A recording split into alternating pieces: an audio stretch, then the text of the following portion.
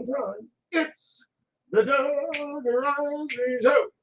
Well, the Doug Rising Show. Well, the Doug Rising Show. I'm Doug Rice.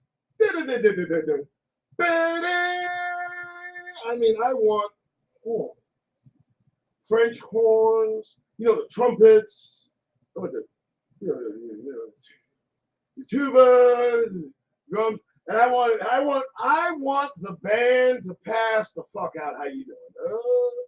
What up? It's me, Doug Rice. Wake up! It's noon. I did the good morning with about a second to spare. How's everybody doing? Can you hear me? I hope so. If not, oh well. I don't know. This is the Doug Rice Show. How are you, Nick? How you doing? How is it going? How are you feeling? How are things? How are the general way of things in your life as a Negro, observing all that's going on in this penal colony built for us, by us? Welcome to the Doug Rice Show. It is 25th of December, 2022. 6 days left, and it will be through. This year has been something else. Has it not been something else? Well, let me tell you something, folks. The worst is yet to come. That's why I do this, to inform you, the town crier, if you will.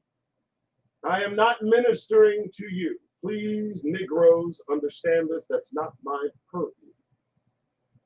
That's left to brothers holier and much more in touch with the spiritual connection needed to do such, like TL Ministries and Brother Yakoba and his brother Teo. Those are the folks that you go for the guidance that I know that you need. So go. But here, you're just going to hear what I have to fucking say. And you'll hear it said in my damned way. And I'm going to use profanity. That's just the way I do it. I don't know. I've been doing this for now going on, I would say 2 years. No, going on a year, 2 years, going on 2 years, going on 2 years. 2023, January 6th, will be 2 years that I began this long and arduous journey through caucasity and into the freedom of thought and expression. And I have unlatched from the teeth of those our oppressors that surround us and demand our acquiescence through the warmth of a given Negro smile. I say no. I think it is high time we Negroes here, trapped within the confines of this place we call the United Snakes of America, we get that goddamn grin off our Negro faces in all the public places. For God's sake, please. All right, so you guys know what I do. I do what I do. I get 7 topics. I don't know why. It's just 7 topics. I don't know. It's just what I started with. Is what I do. I think I go with what works. There it is. 7 topics I have written down. Here they are. Boom. We're going to go through those 7 topics. We're going to go down the damn list. And you can take notes. I do. After which, I'm going to bring receipts. Every show, I bring receipts. Every show, I bring the proof. I bring what's needed to bring to you the kind of info to get that goddamn smile off of your Negro faces every second of every day while you're in this place. And I'm telling you this, it will do you well to rid yourself of that smile. I will tell you this. You have, here's the deal. I try to keep it light and airy. I try to keep it cool. You get this smile from me. Hey, it's me, dog. It's us. It's family. It's Negro. And of course, those who associate themselves with the Negro experience. There are those that are not Negroes that can certainly identify with what we go through. They're married to us. They're our children, our stepchildren, our friends, our family. And, as we go through this experience together, you'll find that things will get a lot worse before they get better. And you have to keep that in mind. And if you do so without a smile, you may stick around a while. It's going to be a good show. Okay. How's everybody doing? 12:05 in the afternoon. It's all falling apart, folks. It's all falling apart. Right in front of our eyes. The only individuals here, not as a result of our wishing, our yearning, the freedom that America brings. That's not how we arrive at these horrid shores. Not hollow, but horrid shores. For us, this has been a horror show. That's what they don't want you to know. This has been the Negro horror show. We have lived in horror, in terror, in stark contrast to what they offer so many others as they open the doors wide and say, come on in, as long as you have some sort of thing to offer. And we offered our free labor in building this country and have gotten nothing in return, nor do we need anything. The only thing that we yearn for is release from this captivity caused by our unfaithfulness to the Most High God, soon to be brought to an end. And afterwards, Negroes will be put back in their esteemed place as the set apart of God Almighty. Yes, what? What? What you want me to say? See, here's the problem. So many of us don't speak that truth. We have to speak it directly and to them. Let them hear what you have to say. All right, so let's begin. You got your pen? I hope everybody's ready. Are you ready? Are you ready? It's going to be, hopefully, I'm ready? Okay. So, if you don't know, let me give you a little background on me, okay? I've been 30 plus years in the business of telemarketing. I'm that guy, calls you about the time you're ready to sit down, ready to eat, and it's me. It's the guy that you dread to talk to, and guess what? You're going to talk to me. And if I so choose, I'll sell you something. If I don't want to sell you something, I'll make an appointment. If I don't want to make an appointment, well, I'll toy with you like a cat toys with a mouse and dismiss you offhand, leaving you as angry, frustrated, and ready to do battle, but I'm going. And that's how I've lived for so long. So the one thing that I believe I bring to this table is I can carry a conversation to some extent. I've been doing so without relent. So let's see where my time has been spent. All right, now, first topic, the anchor topic. The topic that brings us into the fray of the conversation. It's an idea came to me yesterday, one that I think we need to consider. Special idea, an idea that if we just consider it for a moment, we ponder it together as Negroes, as a family, I think you'll understand. Our anchor topic, the one we begin with, we were strangers. You understand what I'm saying? I go to that movie, We Were Soldiers, we were soldiers, So I took from that movie's title, Mel Gibson, We Were Soldiers, and just said we were strangers. We were strangers. Do you remember that? No, of course you don't. They've made it seem that now we are as welcome as everyone else, which is a lie. Straight to the Negro faces that have lived here amongst that lie for so long. But we were strangers. Consider that.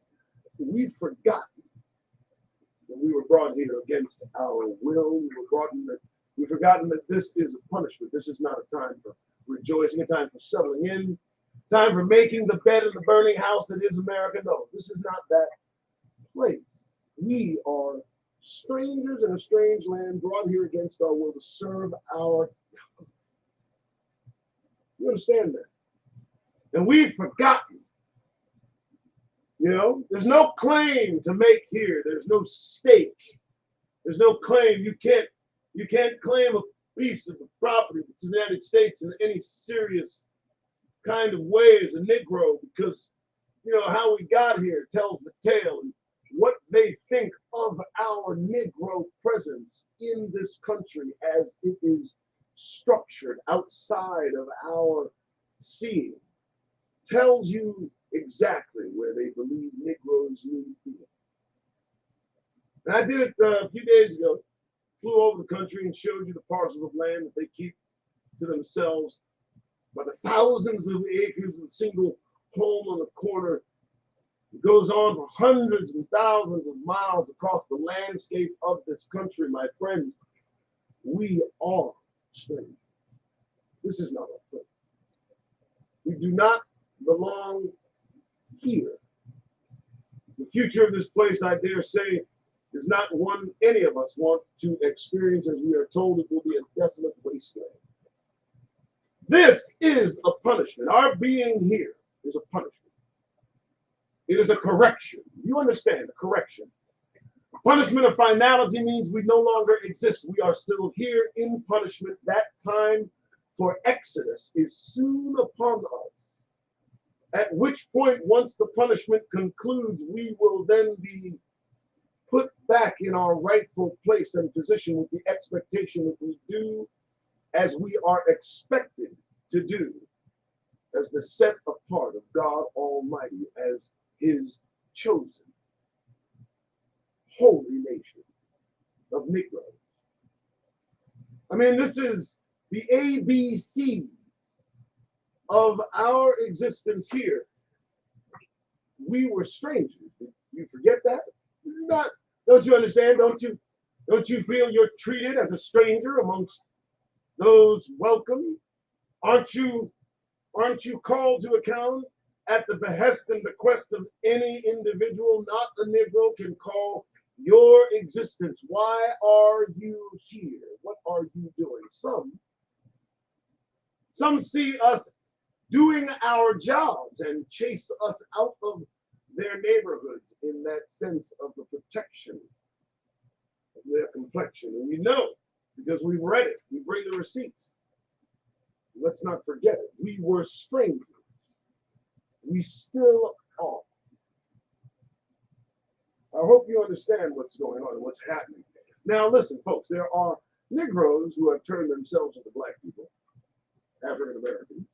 They are welcome as long as they toe that caucastic line, as long as they are in tune with the song they're playing, dancing to the tune they're saying. Those Negroes are no threat. But we conscious, woke brothers and sisters here understand we don't belong in this place.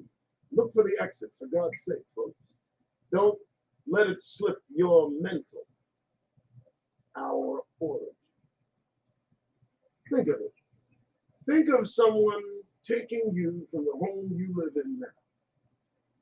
Middle of the night, violent excursion, casting you thousands of miles in any direction apart from your family with no hope of ever returning. And I want you to understand the mentality of that preacher and how they would yearn to get back to where they belong. That is what Negroes in this country need to tune into and put in.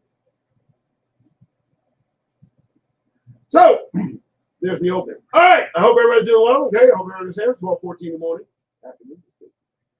On the 25th, the paganized infiltration of the mental state of Negroes in this country. I know everyone's just begging me to say, Mary had a little fucking lamb. That's about as close as I will get. Don't even think about it. These are not our practices. These are not our habits. These are not our beliefs. These are not our values. And for most of us, this is not your character. Let's continue moving on. So what's next? We need to call into account something that all Negroes possess but may not be in touch with how to utilize it. And that is the no fear factor. No fear. Let me tell you something. What differentiates Negroes from other tribes is not simply that God Almighty himself set us apart and chose us for special possession, his use.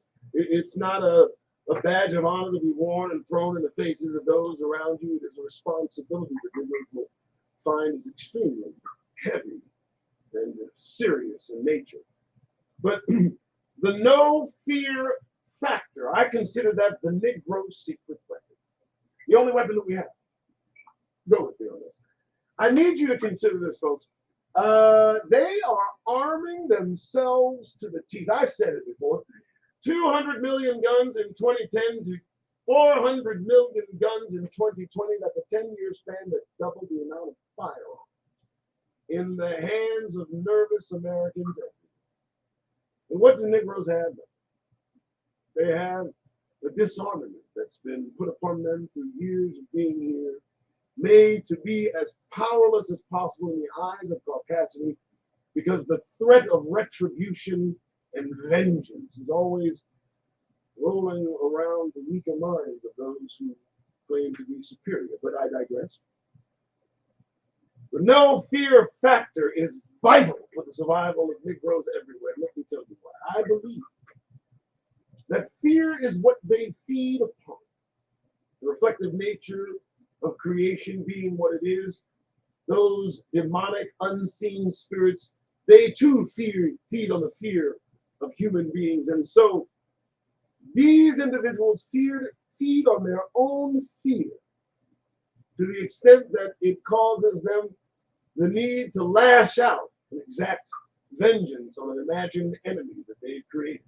It's very interesting. But the fear factor, the no fear factor within Negroes seems our only protection, and there's no offense in the face of no fear. Think of that. Now, Jesus, Yeshua, set the tone in being fearless. Surrounded by Roman soldiers, surrounded by all the different Jewish leaders, an attack of his presence, knowledge, frequency, resonance, vibration, whatever he was doing.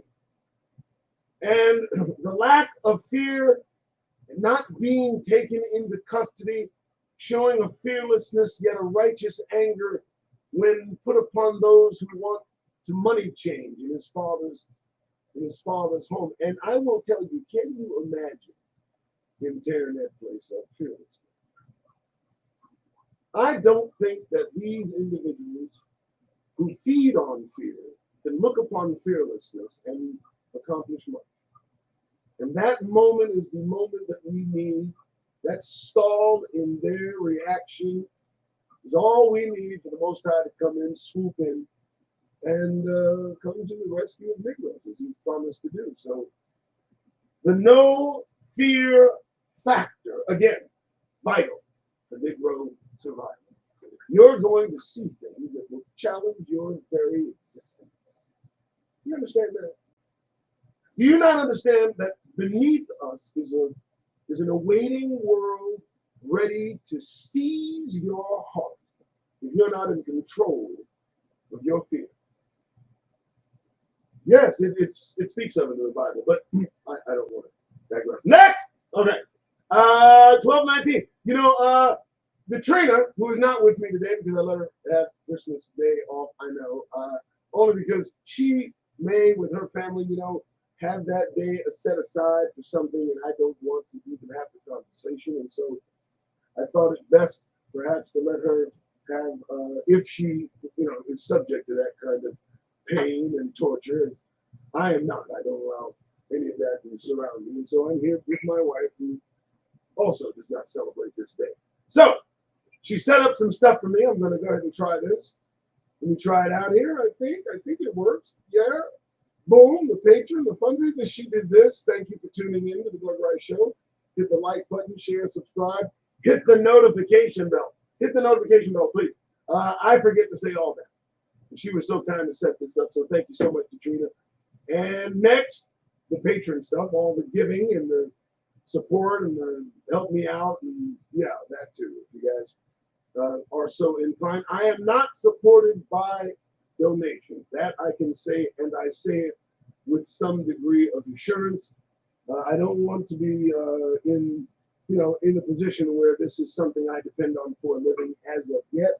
I think I believe things may go in a different direction, and that may not be even necessary, but that's just me. You give if you feel so inclined. Don't here we go. Next. So the next order of business is that an instruction I think very vital. I think just to maintain the survival we look to. It's imperative that you free your minds first. What do I mean? Free your minds first.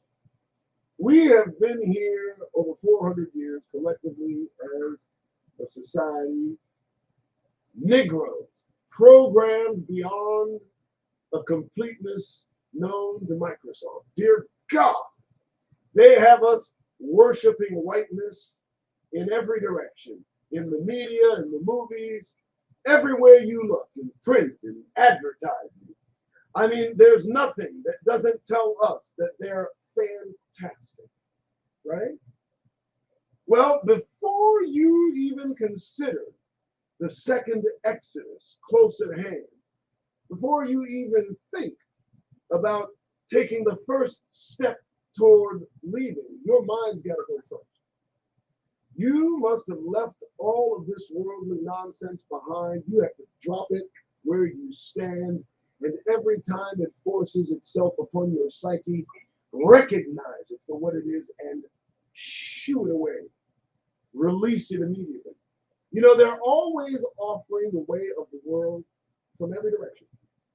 You can't go anywhere, and the world is right there. And the world, as we know, is run by right. So, and loving the world is enmity with right. So there's freeing your mind is imperative first before you can free your body.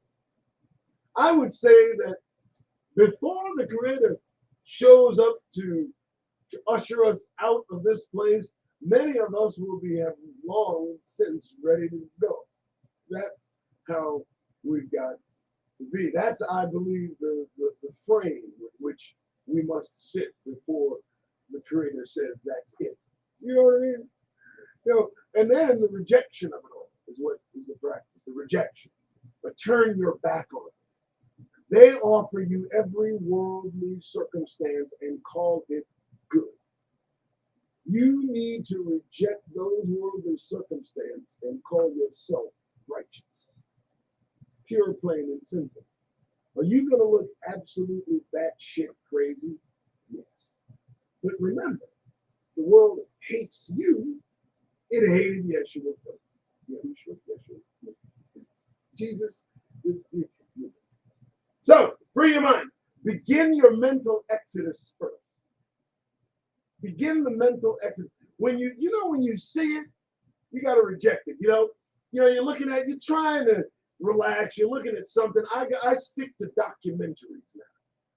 I don't even look at the movies because the movie is nothing but a well-couched lie, a well-presented dramatic lie. What do you call a made-up story? It's called a lie. So I look at documentaries, but you've got to be cautious. I mean, commercials will offer you the world out of nowhere. Here comes the world, offered you on a platter. And you can either accept or you can reject. I suggest you reject. Free your minds first. This is how you stay ready to go. When someone tells you be ready and prepared to leave, it's not just about packing, which I'm packing. It's not about being ready to take the first step out the door. It's about walking here trapped, ready to go always. Mentally, releasing all of the things that will keep you here. If you start missing it, you consider Lot's wife. Lot's wife, she was an interesting deal. The deal is she couldn't get it off her mind.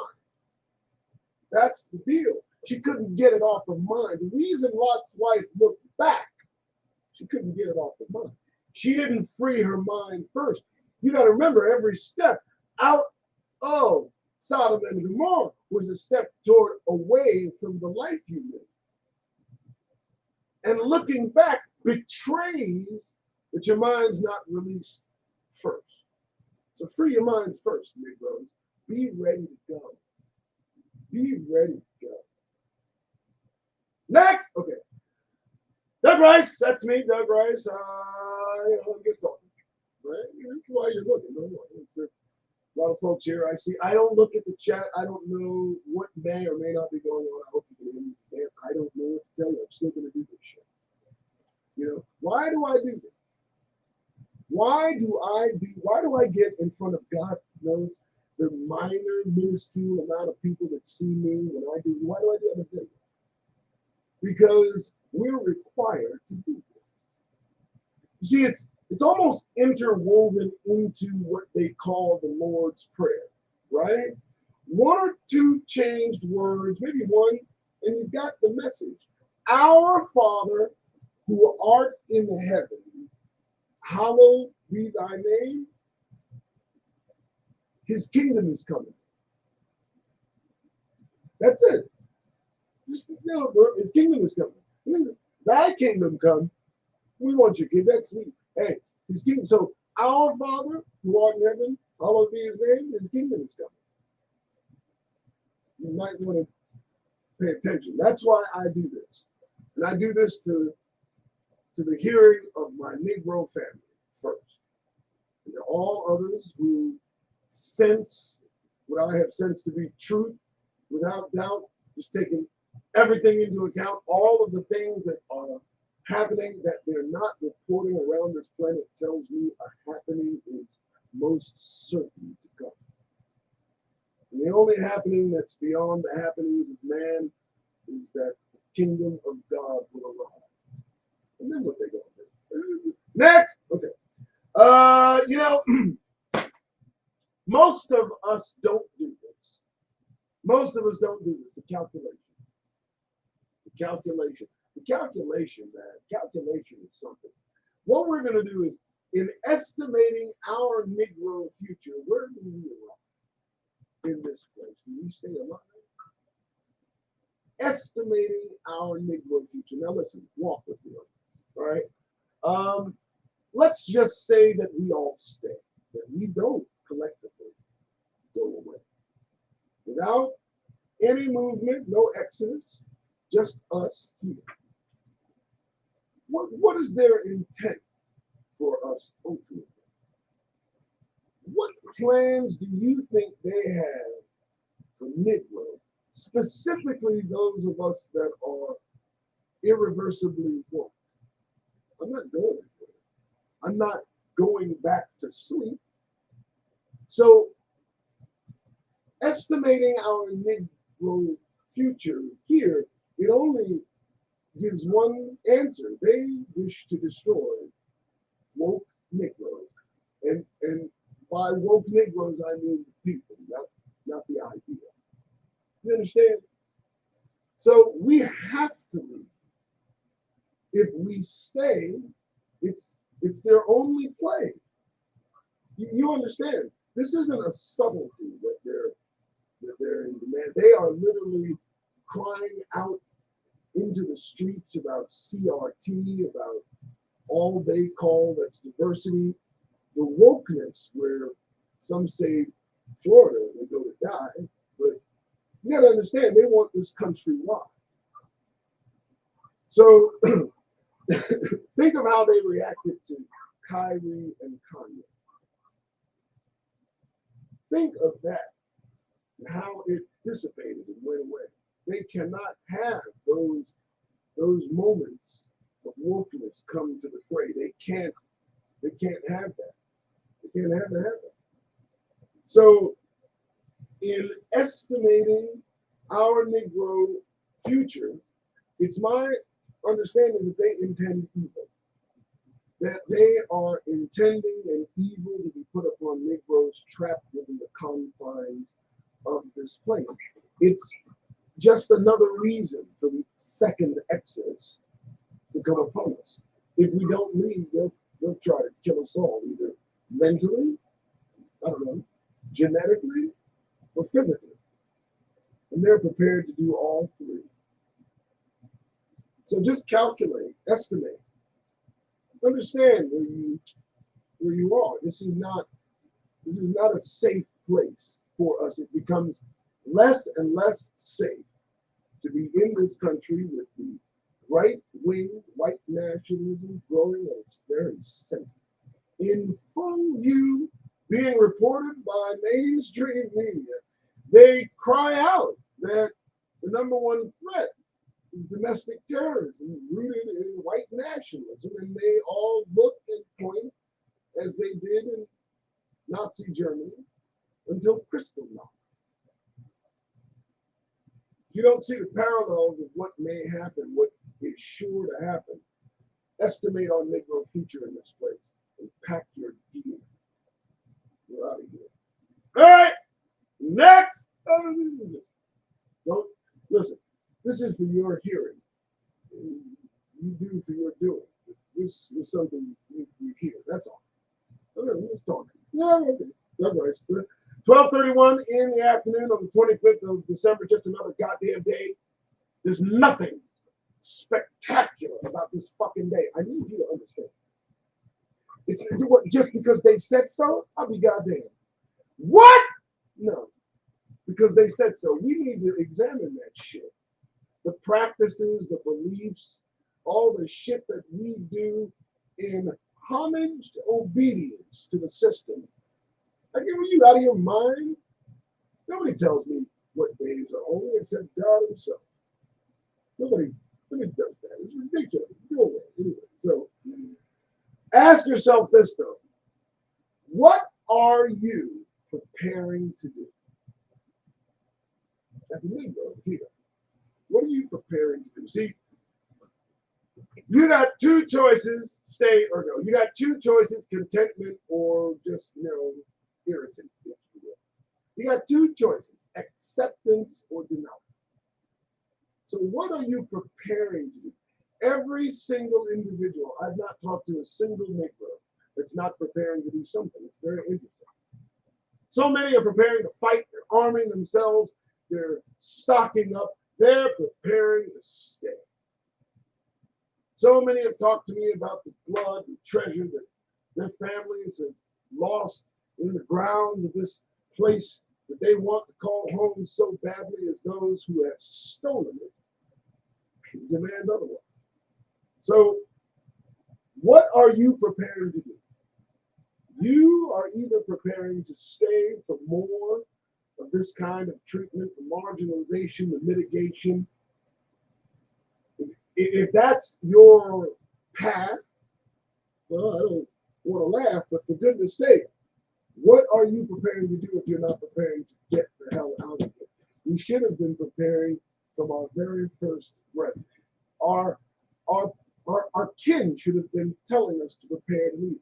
What generation of Negroes changed the narrative to future Negroes? I mean, I just imagine the first few weeks here, first few months here, first year here, as the complacency settled in, as the forgetfulness of what occurred. The Stockholm Syndrome is real, and gradually and incrementally, humans will become accustomed to anything. But what are you preparing to do? If you're not prepared to leave, then you're not prepared. It's said of this place, it will be unlivable. It's said that the inhabitants will go mad. It's said that their women will give birth to monsters. I'm not making this shit up. Are you prepared to stay here and face what's most certain to destroy you? What do you think? You're on a fucking vacation? I'm just asking. I mean, do some of you even know to prepare? Some don't know to prepare to leave. Negroes need to tell each other, one another, that it is time to fucking go. It's all their show. And they're about to let you know. And I mean that shit. Look, this is the eye of the storm we're in. This is a lull in the moment. This is a calm, peaceable, in all the turmoil. You have an opportunity to prepare yourself for movement. Now, when they hunt us openly, when there are bolos for woke Negroes, then you're right. So what are you preparing to do? Do you have a plan? I got a plan. You got a plan? I got a plan. I got a plan. See, you got to have a plan. You got to have a plan. Yeah, you got to have a plan. So understand that, folks. Always be ready to walk away. You know, I think of that movie Heat, Robert De Niro. What do you say? Always be ready to walk away from anything in 30 seconds. If the heat's around and going to yada yada. You know what? Negroes need to live that experience because guess what? The heat's always around the fucking corner. So that's the question. All right, next. 12:36 in the afternoon. Thank you so much for tuning in. I appreciate it. I'm not done. You know, I've got to take more time to thank those of you that watch me. I truly appreciate you laying eyes on me. I'm Doug Rice. This is the Doug Rice Show, TDRS. First half of the show was some narrative, a little bit of talking. Then I share a screen. We go to the Black News, Negro News. We talk about what we read. We at least discuss. We at least acknowledge the reporting. So, you know, there's no excuse. When I tell you to get that goddamn grin off your face out in the public, you'll know what to do. Let's move on. Next, you know, the timing seems perfect. Brother Yacoba brought this up, and I've been listening to Brother Yacoba since 2016. That's when I read Hebrews to Negro. I read Hebrews to Negroes, and then I read Waking Up to Your True Identity by Mr. Burrell, and then from there I went to Minister Dante Fortson, and that was it for me. And Dante Fortson kind of turned me on to T.I. Ministries, and that's where I've settled. So it's like Dante Fortson, T.I. Ministries, I don't need anything else. I'm good. And he brought this up. Their timing seems perfect. He's so right. 400 years seems to be coinciding with so much offerings. Oh my goodness, Negroes are getting to do all kinds of things. We're gonna hold caucasity to account on a grand scale. I mean, we got Negro prosecutors everywhere, all up in them like it's just the fucking trigger they need to, you know, foundation of resentment that they need to act out in whatever way they feel. Needed to satiate their violence, and you know, they're already preconceived notion of what Negroes are. Now we are in their business. It's wonderful, and they're getting opportunities. And it seems perfect. Now they're talking about reparations. State of California talking about giving over $200,000 to Negroes for enslavement. Listen, folks. Listen, that's going nowhere. All of you that subscribe to the 12-tribe chart are soon going to find out just how much the Hispanic community gives today. When they start cutting checks to Negroes over $200,000, Hispanic community is going to lose their fucking minds. Their timing seems perfect. Their timing seems perfect. A lot of awards, a lot of remembrances. Oh, they want to preserve cemeteries. I mean, they want to go back in the yesteryear. Listen, when you want to offer a World War I Negro veteran the Medal of Honor, something's up. You're up to something. You're up to something. You know something. You know something's coming. You know something. You've read prophecy. We're waking up, huh? That Kyrie Kanye shit got them in the circus. So their timing seems perfect. Isn't their timing perfect? They got a new Messiah. They call him Shlomo. He wears glasses. Looks like a 22-year-old kid. Just got over pimples. Understand he's memorized the Torah. Good for him. and he's performed miracles. Now, there are several other messiahs popping up all over the place. They are performing miracles too. They all need to form a support group. These messiahs. So, again, trying to cancel CRT. The timing seems perfect. What do they know that we should know? What do they know that's coming that we should see coming? That's really the question. Because their timing seems perfect. I don't know. Reparations all around. False messiahs. Chrislam. They're doing this real quiet, folks. This one's on the down low. The Pope has decided to merge the three major religions into one religion called Chrislam.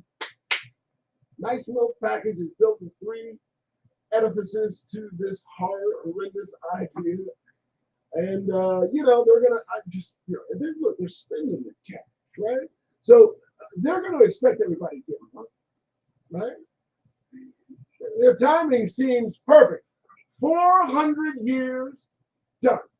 By all accounts, I would say 1619, 2019, and all of a sudden the wheels start falling off the whole fucking world. Their timing seems perfect. Are we not impressed? I don't know. And it seems to revolve around Negroes. It all comes back. It's like 6 degrees of separation. It all comes back to us. What's going on? What's going to happen? What's about to go down? Negroes are about to judge the goddamn nations. I'm just going to say it plainly. The timing seems perfect. Next! All right. No, there doesn't seem. Wow, so much happening all at once. What's going on? Y'all all right?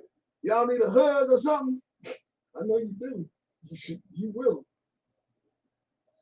And finally, last topic. Let me ask you something, folks. I ask myself this as well. Yeah. Are you paying attention to the kingdom? No. I didn't ask you to believe in the kingdom. You have to believe in the kingdom. But are you paying attention to the kingdom? Oh, it's not here. But are you paying attention to the kingdom? It's a very, you got to pay attention to the kingdom. You've got to pay it attention. You've got to pay. You've got to pay. You got to understand that? It's the cost for entry. You understand? The attention the kingdom needs you to pay in hard, cold spirituality, in hard, cold prayer and consideration. And it tells you to do so. The scriptures tell you to await God's kingdom, to await it, to ask for it, to pray for it, to look for it, to lead with it. Everything that you do, pay attention to the kingdom. Notice this, the reflective nature being how you tell a thing. No other group of individuals comes close to even talking about a kingdom to come to replace all the current kingdoms. I don't see it happening. I mean, the only thing next is somebody's got to go tell each and every one of these single leaders that God's kingdom is coming and you need to prepare. That's just a fact. Are you paying attention to the kingdom? You have to make it real. You have to make it as real as the United Snakes of America. Are you going to look crazy looking for the kingdom? Absolutely. You're supposed to look crazy. Just to give you a heads up and just to give you a heads, it will arrive. The kingdom will most certainly be here as sure as the United States is here right now.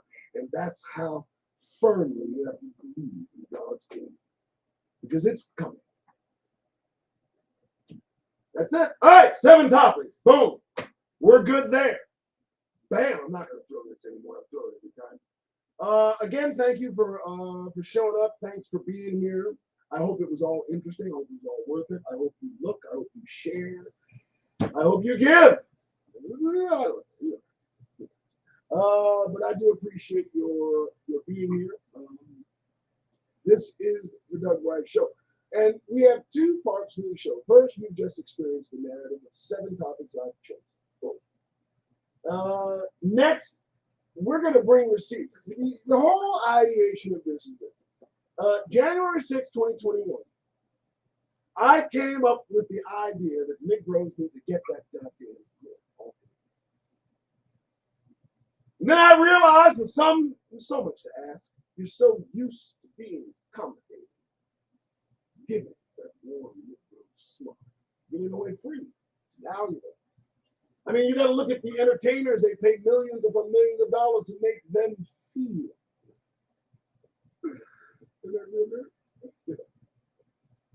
So what I do, in an effort to give you the cause for pause needed to wipe the fucking smile off your face, we read the news. We bring the receipts. We tell you the current circumstances of Negroes today as best we can, which gives you every reason to wear a serious countenance when you are amongst mixed company. I hope, I don't know. Am I hurting feelings? I hope so. They don't like you. As I look in your face to tell you directly, and I mean most pointedly, they don't like Negro. You don't get that. Well, you'll get that short. First things first, bam! thedougriceshow.com. It's a beautiful logo created by somebody. I'm going to get the website up at some point. Just give me a freaking break. All right, next. All right, first, viral video shows Black North Carolina college student being led out of class in handcuffs after a dispute with her professor. The arrest at Winston-Salem State University, which has been viewed millions of times on TikTok. So they got it on TikTok, and it's expired, and it's done, but dear God, tell me something. Salem, what is that? Salem, what did you say was that? Winston-Salem University? Where the hell are we? What do I got to do? I haven't said this in a minute, but brothers and sisters, we need to bring it in. We'll eventually do so. We'll have no choice. We will all be in the same place because walking amongst those who find us offensive so quick to put us in handcuffs over a disagreement, there's a different energy released when we get upset. When we get excited, when Negroes get passionate, you feel it. And they feel it. And I don't know if it triggers some sort of memory, some sort of guilt, some sort of fear of retribution, of retaliation that immediately processes in the minds of individuals. I think they immediately go to some sort of payback where most are. Instead of the issue at hand, I might be pissed off that you just a racist somebody. I don't know. So that's just interesting, man. We gotta guard your mental, for God's sake. Folks, freeze. What's it? This again, this boom. Jalen Smith, Arkansas, elects its youngest black mayor. Look at that royal child. Look at that, steeped up to his neck in belief of this lie that they call the United States of America. Brainwashed, and I mean gulping the Kool-Aid. They are force feeding this child Kool-Aid, filling him to the gills with patriotic fervor, democracy, republic, America, yada, yada, yada, until they get tired. Until he gets a little older, realizes just how the game is played, and wakes the fuck up. At which point, them having no use for them, then they may simply end his existence just based on the fact that, well, he's a Negro. That's what. So, I mean, when they get them young like this, for me, it's a bad sign because I already know it's going to end. I do. That young mind right now has all the hopes and dreams that America offers laden into his ear, ready to give his all to the cause that will eventually stab him in his back. But, good show, young man, good show. Another nail in the coffin, the attitude against Negroes ascending and, breathing that rarefied air. What did Lyndon B. Johnson say? If he can convince the lowest white man that he's better than the best Negro, I can pick his pocket every day. The pockets are being picked. Yeah, I said it. Next, Lady Susan Hussey, I'll say it, Hussey, quits over remarks to charity boss Ngozi Fulani, who reminded her of a Negro. She was mistaken. He had to remind her because she asked her where she was from. That was the whole deal. She asked her where she was, and the sister got all in her feelings. Listen, man, here's my problem. You see this chick, and the chick, Lady Susan. First, let's talk about her quitting. What do you mean she's quitting? What do you mean she's not getting any more monthly stipend? What do you mean she's quitting? Lady Susan Hussey, ain't no quitting. That's a title. She got that. She got holdings, money, castle, got a little land. What do you mean she quits? Ain't no quitting. You mean you ain't gonna see her no more? She ain't quitting shit. That's first. Let's stop. What do you mean the Cassidy goes away because you said something stupid? This is the person that worked for her, was in her orbit, was around her, triggered the Caucasian within the lady to ask such an inappropriate question. But the thought in my mind is this, folks. What the fuck do you get in your feelings about something they do if you choose to go around them motherfuckers so much? If they say something inappropriate, you know they ain't got no sense. You know they don't have any relationship, association with the Negro experience.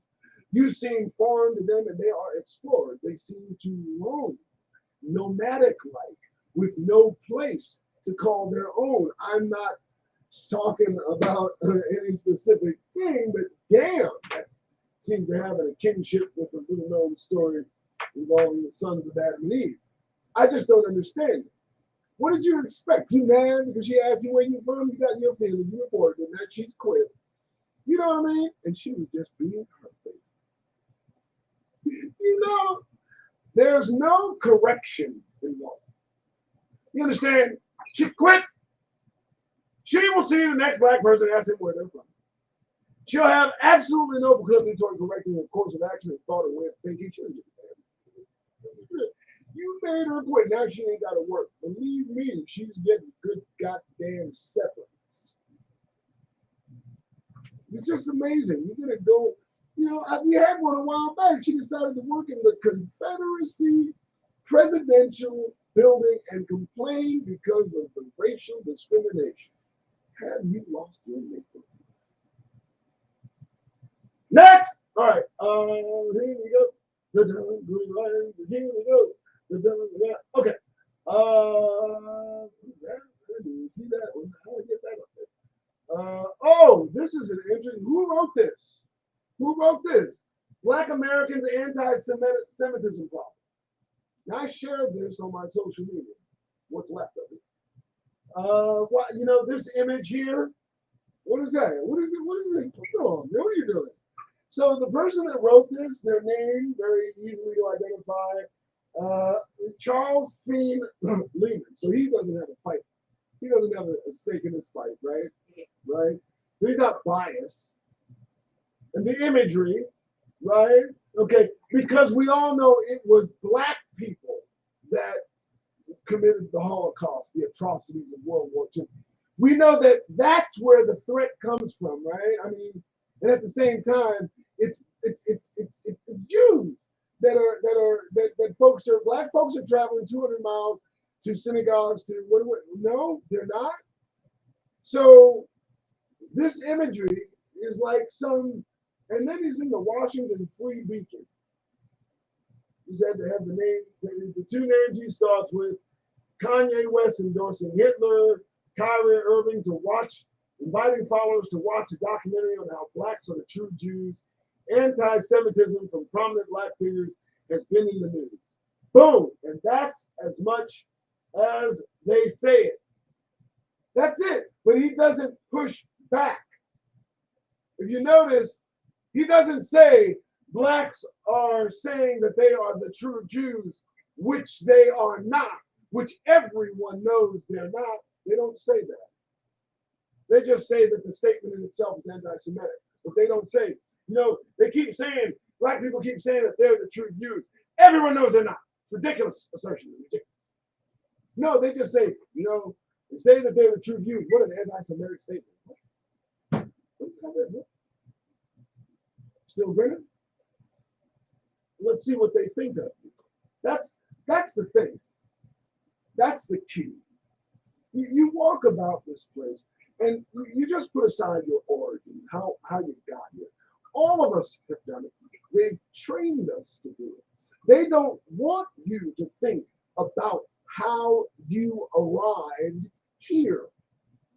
But every other culture, tribe, group of people that comes to the shore, they are told beyond doubt, keep away from Negroes. They don't even know what's going on. Let them stay ignorant because we need the opportunities they are denied. They were slaves, and the only thing they have is freedom of movement. They don't want us to remember. They don't want us to remember, and they'll stay away from the topic of black Negroes being true Hebrews, true Israel. They won't attack it. They'll just let it lay and call it anti-Semitism. It's like a juke movie. Moving on, the show I am. Come on, the show. I'm gonna get that band. I'm getting that band. Let's go. What we got here? Okay, this is kind of, look, stop. 3Ds to a better life. How a group of men are saving black and brown youth in San Bernardino. Listen, I got an exception here. No. Stop trying to couple black and brown together. They have no interest in coupling with us, and they've said as much publicly. I've printed it. What is the deal? Listen to me. It's not brown-skinned Latino children that are being murdered at extemporaneous, unless they are Negroes. I mean, it bothers me that you water down the Negro experience by including individuals who speak another language. That's the claim to the fame. They're either of European descent, or they're of Indian descent, native descent, or they are of Negro descent. That's the three individuals that speak Spanish. And it's a very convenient watering down of what we're going through. No, you're not doing anything to save black and brown youth. They got Chicanos por la Casa for that. I mean, and listen, man, if it gets real bad, you can go back to your own goddamn country. But every Negro in every Latin American space is brought there by slavery. And every Latin American through European heritage was brought there through exploration and conquering. So don't fucking give me that shit. I'm not accepting. The show I am. I'm sorry. I'm just taking a break. Stop.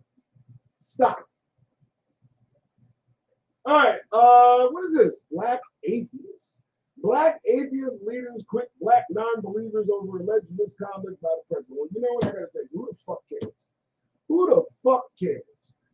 Both you lost groups of Negroes can just go on about your business until they corral your asses up with everybody else and put us in the FEMA camps, which is what's coming. But this, black atheist leaders quit black non-believers over alleged. Are you out of your damn minds?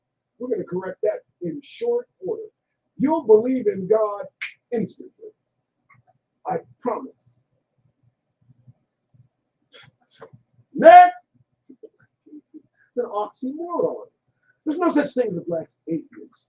Let them see a Klan rally and watch how fast they believe in God. Next.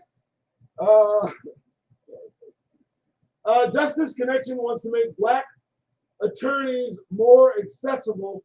That's very fucking nice. Thank you. How is that not a thing? This is like the only thing. The Justice Connection wants to make black attorneys more accessible to black. Well, that's helpful. I mean, it's always helpful when you look at the face of someone who looks just like you and they screw you to feed you to the Justice Department. I mean, it's not going to help. What are you talking about? Do you know the law is made purposefully and intentionally as difficult to understand as possible for the layman's inability to get involved? And so when I look at brothers and sisters who've gone through the arduous task of becoming an attorney, I understand that with that education comes the inculcation and support of the system that they are in the midst of making a living from. So don't fucking tell me that just because you're going to send black attorneys to black clients, the black clients are somehow better off. They're no better off. They're in the system. Okay. Next. I mean, give me a break. I'm sorry. You understand. All right. Nobody's helping. Nobody's helping us. We're not helping ourselves. You understand that? We await God Almighty. All we got to do is prepare. It's a singular experience, Negroes. That's the reason I don't believe in camps. Because this isn't something that we're going to go through collectively until we are all together. You understand? So until then, you better be prepared to go solo when they issue out the bolo. I said that. I told you that was good. I like that. So I decided to work it in. All right. Next, the show. Report: Black women and girls disproportionately targeted for violence.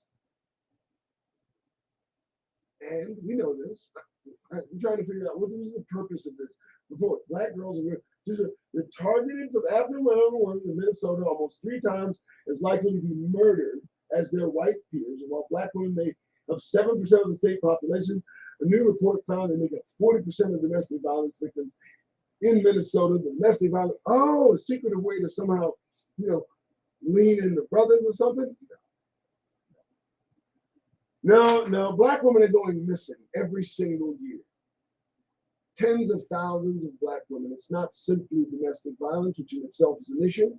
Black women are going missing. That's the story. So, it's kind of a misleading headline. Targeted for violence? Yeah, it's true. It's true. Next. Oh, hold on, folks. We're going to get it. I don't know. Oh, this is interesting. I'm sure you folks heard of this story. Police dismissed black leader's claim of a serial killer. Then a woman escaped. And this in Kansas City, Missouri, the minister of the TikTok video was visibly upset, warning that a serial killer was targeting young women in a drug-ridden industrial area in Kansas City, where residents believe a number of women have disappeared in recent months. We got 3 young ladies that are missing, and nobody's saying a word. What is the problem? Why can't we get some cooperation? I can answer that question. Real simple. They're Negroes. That's why. We're not believed. Our lives are not as equally valued as our counterparts who suffer from similar crimes. There's not the passion. There's not the empathy needed from the person taking the report or the cop investigating. There's not enough give a fuck because they don't look like them. There is an indifference in their discrimination, in their investigation, and we all fucking know it. That's why. I just thought I would point it out. Next. Yeah. Ask. Great. Here it is. I thought this was interesting. I had somebody tell me the Klan was dead.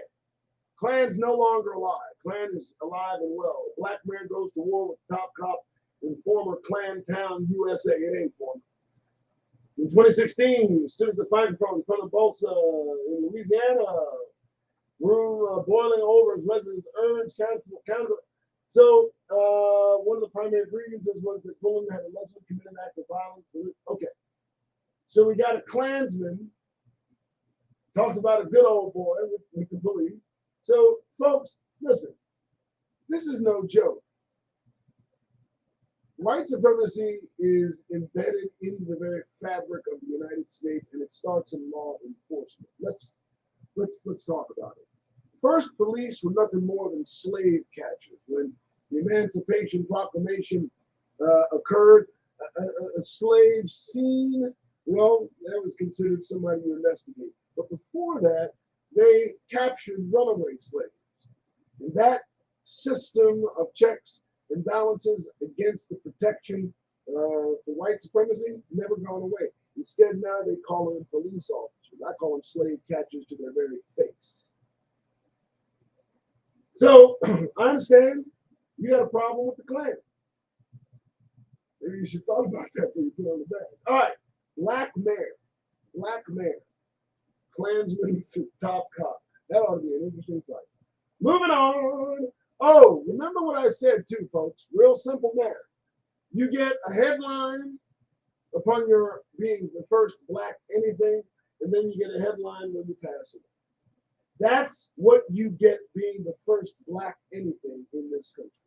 It doesn't pave the way. It doesn't make a way. It doesn't change minds. It builds resentment. And what they do is they print it upon your ascension, and then upon your death, they print it again to remind you of just how empty a cause it was all in the first place. But just keeping it 100. Negroes have killed themselves trying to make a way in this place. And look at the progress we've made. Abysmal. All right, here we go. 1:06 in the afternoon. I've been at this for about an hour. I'll be over soon. Let's go. Congress. Here we go again. Timing is perfect. Congress passes bill inspired by historic Cincy Cemetery preserving black burial grounds. A lot of this is going on. It's almost like they're trying to appease us. They're trying to give us. You know, they see the Exodus is near. Maybe they know we're leaving. And maybe they know. I mean, they're talking about reparations. They're trying to. The black. Who put them in the ground again? I mean, it's right up there with building a monument. The federal government, both admitting it was responsible for Martin Luther King's death, and then years later building a monument to stand in D.C. in homage to his murder. So these same folks, black burial grounds, I can only imagine how many brothers and sisters were put in that burial grounds at the hands of the Klan. What? I'm sorry, I drift. I think about shit. I'm almost done. Everybody relax. I'm actually pretty happy about this. I'm glad this happened. Hey, if she committed a crime, even if it involved one of our caricatures, you need to believe it. So I'm glad that worked out. I'm not really in love with Megan Thee Stallion's visuals, but hey, when we see one another at the FEMA camp, she'll probably be dressed as normal as everyone else. No makeup, no fingernails, no music, no hair. Oh, y'all don't think so? I know you don't. You all gonna go. Next, why not? Right on the show. Wow, I thought this one would be good. I think I just did this one for that image. Yes? That must have been a mistake. I digress. Okay. Next, when I take news from different sources, that was the Grio. Now a little bit of local. Wait, you see something? Oh, this is good. Look at this one, guys. A white man chased the black teens with his car for fun. Look at the regret on his face. Look at the sorrow. Now, I'm going to play this one. Hi, my name is Kaylin Womack, and I'm a staff writer at The Root. This weekend, I'm taking you to Ripley, Mississippi, where a white man made a game out of attempting to hit a group of black teens with his car on this episode of Small Town Horrors. Mark Hall recorded himself driving through a neighborhood while a group of black teenagers rode their bikes in front of him. Hall drove at Whoa, I'm sorry about that. full speed, yelling at the teens to get the hell out the way. After nearly swiping 15-year-old Carmelo Thomas with his car, he lapped 50 points to himself behind the camera. Oh, hell, 50 points. Thomas said he could see the smile on Hall's face. After the kids dispersed from the road, Hall muttered the N-word under his breath as he drove off. Following the incident, the kids told their parents what happened and said Hall did hit one of their bikes before. Well, I'm not even gonna look. You know, you got the video. What's on their mind? What is it about Negro energy that they see and immediately trigger toward violence? Use the explanation. You got to understand. And look, all day, every day, I will tell you, while that man was on his way, there's no feasible chance he did not run across a Negro, either woman or man, and say good morning, how you doing? When he saw something in our children, something in that energy that just caused the light switch to go off, and for him to have that sentiment and still be walking around freely, you need to understand something. That man will not be put in jail for any amount of time. His life will not be affected so that he will change his ideation, circumstances, opinions. He'll leave the courthouse, the jailhouse, still having it within him the ability to point a tonnaged car at our children at any given time and make it a fucking game. You think they're fucking playing, and you have a grin on your face right now. And you got to understand, it's the fact that it's under the surface that had it not been caught, you wouldn't have known that this is how this man feels. And this man is most certainly surrounded by Negroes every day, going back and forth, walking around with that seething sentiment brewing within his diseased mind. You need to take note of these kind of things. This is the shit that they do. Next! All right, whoa. So if you want to know what the kind of sentiment we should have as black Americans, if you will, look what this one did. Henry Box Brown, this black man, nailed himself to Pennsylvania to escape slavery. And you know they got nerve to have a picture of the whole damn thing like